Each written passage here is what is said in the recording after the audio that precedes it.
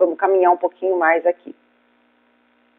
Muito bem, então vamos tentar entender a epidemiologia da questão.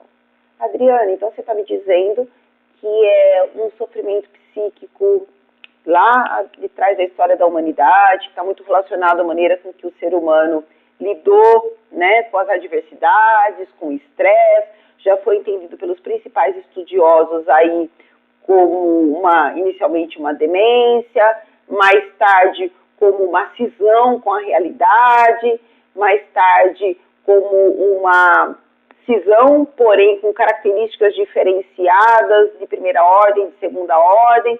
Isso acomete quem? Qual é a proporção disso na população geral?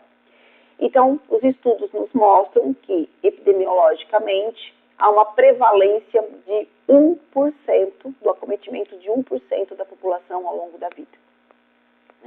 Então, você pode dizer assim, mas 1% é muito pouco, meus queridos. É muito. É muito por quê? Porque as pessoas que são acometidas pela esquizofrenia, como eu disse inicialmente na nossa aula, isso se reverbera, né, para a família.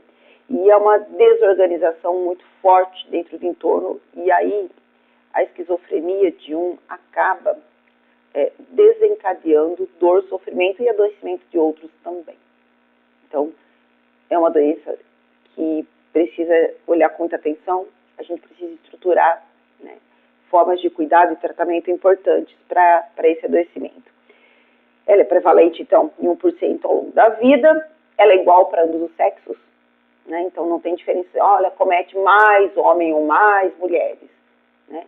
Então, o que a gente vai perceber um pouco é o pico de início que difere um pouco, né, mas acomete de forma bem próxima a homens e mulheres.